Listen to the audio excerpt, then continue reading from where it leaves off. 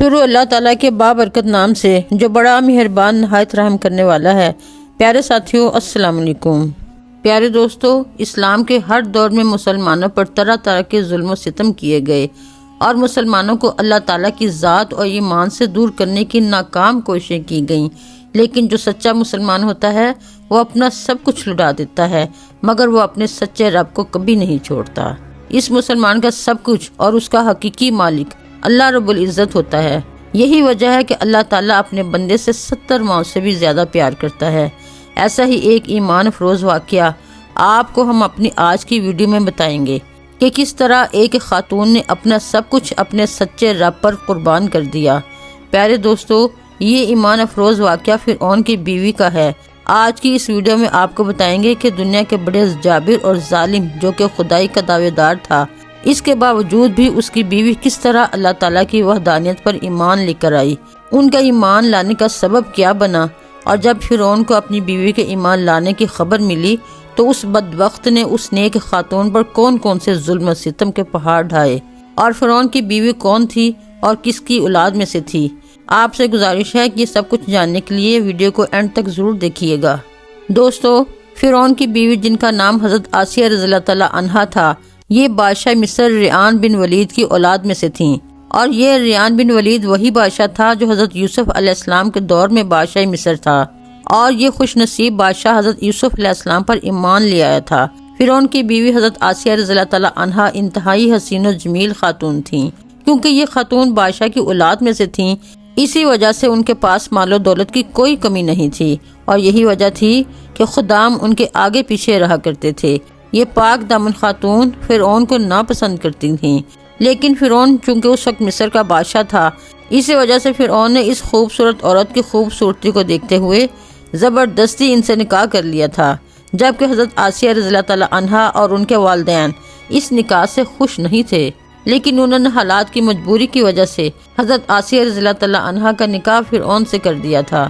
پیارے دوستو، فرعون کو حکومت و سلطنت اور مال و دولت کی کثرت اور طاقت کے نشے نے حد سے زیادہ مغرور اور بے لگام بنا دیا تھا۔ اس طرح اس بدبخت کافر نے ہزاروں بنی اسرائیل کے لوگوں کو اپنا غلام بنا کے رکھا ہوا تھا اور ان پر طرح طرح کے ظلم کرتا۔ چونکہ اس بدبخت نے خدائی کا دعویٰ کر رکھا تھا، اس لیے وہ تمام انسانوں کو اپنا غلام تصور کرتا اور ان معصوم لوگوں کے ساتھ جانوروں جیسا سلوک کرتا۔ چنانچہ وقت یوں ہی تیز رفتاری کے ساتھ چلتا رہا، سال مہینوں میں اور مہینے ہفتوں میں اور ہفتے دنوں میں تبدیل ہو کر گزرتے چلے گئے، اور پھر وہ وقت بھی آ گیا جب اللہ تعالیٰ کے پیارے نبی حضرت موسیٰ علیہ السلام اور حضرت ہارون علیہ السلام اس دنیا میں تشریف لائے، اور مصر کی سرزمین لا الہ الا اللہ کی صداؤں سے گونج اٹھی۔ اللہ تعالیٰ نے حضرت موسیٰ علیہ السلام اور حضرت ہارون علیہ السلام کو فرعون اور اس کی قوم کی طرف دعوت حق دینے کے لیے اور ہدایت کی طرف بلانے کے لیے مبعوث فرمایا۔ اللہ تعالیٰ کے ان پیغمبروں نے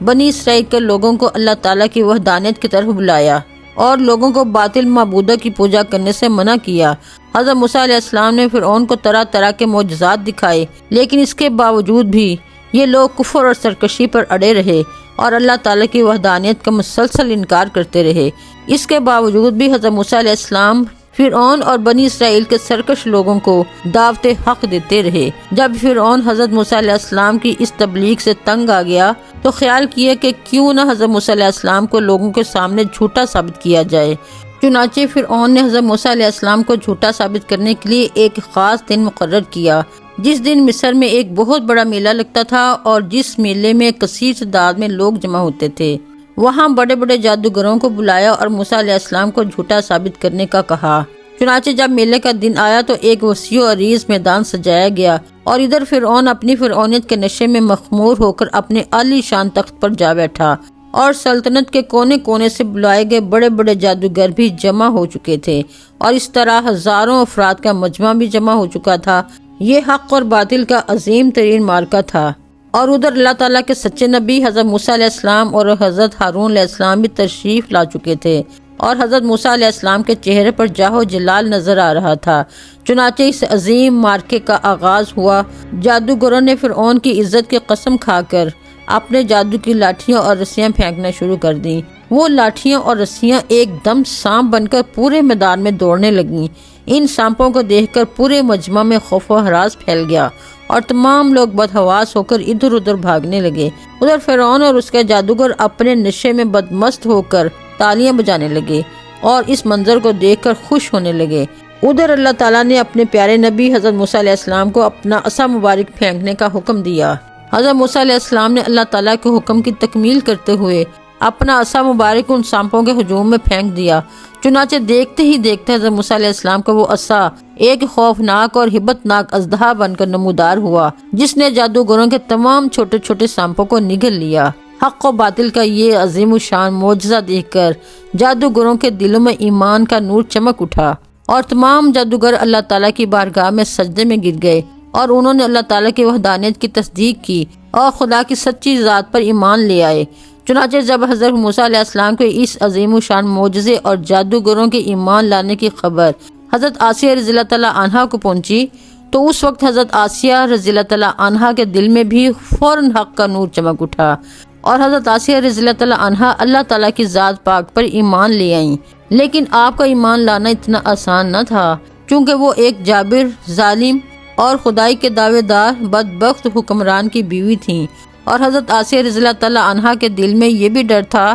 کہ اگر فرعون کو میرے ایمان لانے کا پتہ چل گیا تو وہ ظالم بادشاہ مجھ پر ظلم و ستم کے پہاڑ ڈھائے گا اور اپنے ظلم و ستم کی تمام حدیں پار کر دے گا۔ لیکن اس کے باوجود حضرت آسیہ رضی اللہ تعالیٰ عنہا نے اپنا سب کچھ اللہ کی ذات پر چھوڑ دیا اور اللہ تعالیٰ کی وحدانیت پر ایمان لے آئیں۔ ابتدا میں حضرت آسیہ رضی اللہ تعالیٰ عنہا نے اپنے ایمان کو کسی پر ظاہر نہ کیا۔ کچھ عرصہ یوں ہی گزرتا رہا اور پھر ایک دن ایسا عجیب و غریب واقعہ پیش آیا کہ جس واقعہ کے بعد حضرت آسیہ رضی اللہ تعالیٰ عنہا کے دل میں فرعون کے لیے مزید غضب کی آگ بھڑک اٹھی۔ حضرت آسیہ رضی اللہ تعالیٰ عنہا فرعون سے مزید نفرت کرنے لگیں اور مسلمانوں پر فرعون کے کیے جانے والے ظلم حضرت آسیہ رضی اللہ تعالیٰ عنہا کے لیے ناقابل برداشت تھے۔ چنانچہ وہ عبرتناک واقعہ کچھ یوں پیش آیا کہ فرعون کی بیٹی کی ایک خادمہ تھی جو فرعون کی بیٹی کے سر میں کنگھی کیا کرتی تھی۔ ایک دن اس کے ہاتھ سے کنگھی گر گئی تو اس خادمہ نے بسم اللہ پڑھتے ہوئے کنگھی کو اٹھا لیا۔ اس وقت فرعون کی بیٹی نے ان کلمات کو سن لیا اور فرعون کے پاس جا کر اس خادمہ کی شکایت کر دی کہ وہ خادمہ آپ کے علاوہ کسی اور کو خدا مانتی ہے، آپ کے علاوہ کسی اور کی عبادت کرتی ہے۔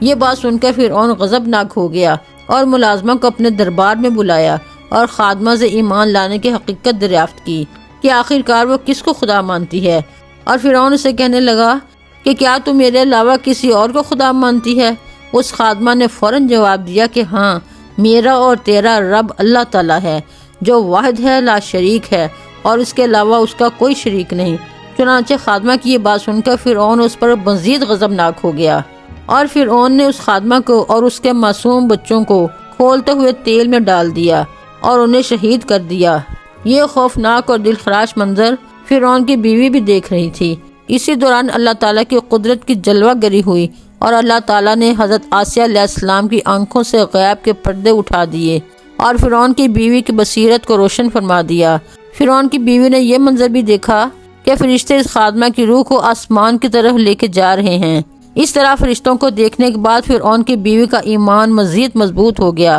اور وہ مزید اللہ تعالیٰ کی وحدانیت پر یقین کرنے لگیں، اور حضرت موسیٰ علیہ السلام کی صداقت اور حقانیت بھی واضح ہو گئی۔ اس خوفناک منظر کو دیکھنے کے بعد فرعون کی بیوی سوچ میں پڑ گئی اور سوچنے لگی، میں مسلمان ہونے کے باوجود مسلمانوں پر ہونے والے مظالم کو کس طرح برداشت کر سکتی ہوں۔ ابھی فرعون کی بیوی انہی خیالات میں گم تھی کہ فرعون اپنی بیوی کے پاس آیا اور مظلوم خادمہ پر کیے گئے مظالم کی داستان اپنی بیوی کے سامنے فخر سے بیان کرنے لگا۔ اس وقت فرعون کی بیوی نے اس کے خلاف بغاوت کا علم بلند کرنے کا ارادہ کر لیا تھا۔ فرعون کی بیوی نے فرعون سے کہا کہ اللہ تیری خرابی ہو، کس شے نے تجھے اللہ تعالیٰ کے مقابلے میں اتنا بے باک کر دیا ہے؟ یہ بات سن کر فرعون ایک بار پھر بھڑک اٹھا اور اپنی بیوی سے کہنے لگا کہ تجھے بھی اس جنون نے آ لیا ہے جس جنون میں خادمہ مبتلا تھی۔ چنانچہ اس کے جواب میں فرعون کی بیوی نے فرعون سے کہا کہ مجھے کوئی جنون نہیں آیا، بلکہ میں تو اس خدا وحدہ لا شریک پر ایمان لا چکی ہوں جو میرا اور تیرا اور تمام جہانوں کا سچا رب ہے۔ اس طرح اس بہادر خاتون نے کھلم کھلا فرعون کے سامنے اپنے ایمان کا اظہار کر لیا۔ فرعون اپنی بیوی کی یہ بات سن کر حیران اور پریشان رہ گیا، اور فرعون شروع میں بغیر کسی ظلم و ستم کے اپنی بیوی کو سمجھانے کی کوشش کرنے لگا، اور فرعون نے اپنی بیوی کو ایمان سے دور کرنے کے لیے ان کے والدین کو بھی بلایا اور ان کو دھمکی دینے لگا کہ اگر تمہاری بیٹی نے حضرت موسیٰ علیہ السلام کو خدا کا انکار نہ کیا تو ضرور یہ موت کا مزہ چکھے گی۔ چنانچہ حضرت آسیہ رضی اللہ تعالیٰ عنہا کے والدین نے تنہائی میں حضرت آسیہ رضی اللہ تعالیٰ عنہا کو سمجھانے کی کوشش کی، لیکن حضرت آسیہ رضی اللہ تعالیٰ عنہا کا ایمان چونکہ مضبوط ہو چکا تھا، اسی وجہ سے انہوں نے ان کی بات ماننے سے انکار کر دیا، اور حضرت آسیہ رضی اللہ تعالیٰ عنہا اپنے والدین سے کہنے لگیں کہ میں اللہ تعالیٰ کی وحدانیت کا انکار نہیں کر سکتی، بے شک وہ سچا رب ہے۔ چنانچہ جب فرعون کا یہ حربہ بھی ناکام ہو گیا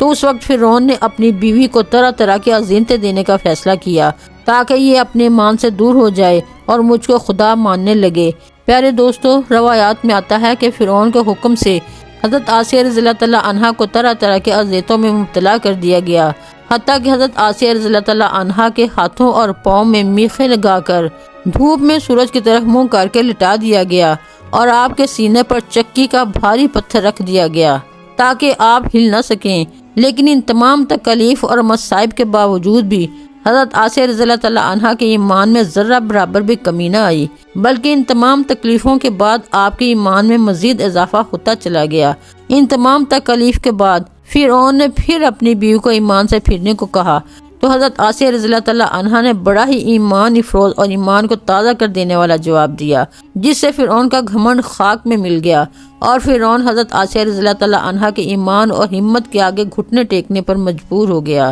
چنانچہ حضرت آسیہ رضی اللہ تعالیٰ عنہا نے ارشاد فرمایا کہ دشمن خدا اور ظالم انسان تو میرے وجود پر تو قادر ہو سکتا ہے، لیکن میرا دل اللہ تعالیٰ کی پناہ میں ہے، اگر تو میرے جسم کے ہر حصے کو بھی کاٹ دے تب بھی میرا عشق اور ایمان اللہ تعالیٰ کی بارگاہ میں بڑھتا چلا جائے گا۔ اسی دوران جب حضرت آسیہ رضی اللہ تعالیٰ عنہا پر ظلم و ستم کے پہاڑ گرائے جا رہے تھے تو حضرت موسیٰ علیہ السلام وہاں سے گزرے، تو حضرت موسیٰ علیہ السلام سے حضرت آسیہ رضی اللہ تعالیٰ عنہا نے پوچھا کیا میرا رب مجھ سے راضی ہے؟ تو حضرت موسیٰ علیہ السلام نے ارشاد فرمایا کہ اے آسیہ رضی اللہ تعالیٰ عنہا، آسمان کے فرشتے تیرے انتظار میں ہیں، اللہ تعالیٰ تیرے ایمان اور تیرے کارناموں پر فخر فرماتا ہے، آپ اللہ تعالیٰ کی بارگاہ میں سوال کریں، آپ کی ہر حاجت پوری کی جائے گی۔ تو حضرت آسیہ رضی اللہ تعالیٰ عنہا نے اللہ تعالیٰ کی بارگاہ میں یہ دردناک دعا کی، اے میرے پروردگار، میرے لیے اپنے پاس جنت میں میرا ایک گھر بنا، اور مجھے فرعون اور اس کے ظلم سے نجات دے، اور مجھے ان ظالموں سے نجات بخش۔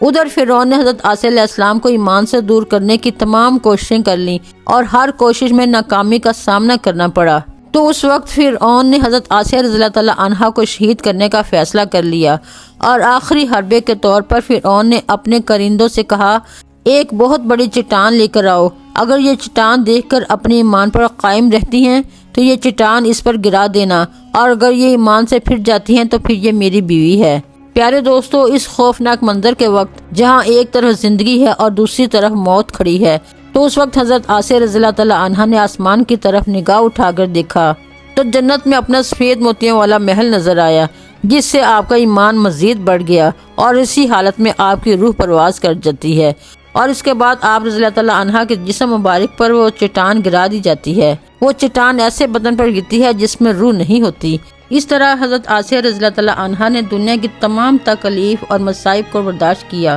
اللہ تعالیٰ سے دعا ہے کہ ہم سب کو ایمان کی ایسی پختگی عطا فرمائے اور ہمیشہ ہمارا ایمان سلامت رکھے۔ آمین ثم آمین۔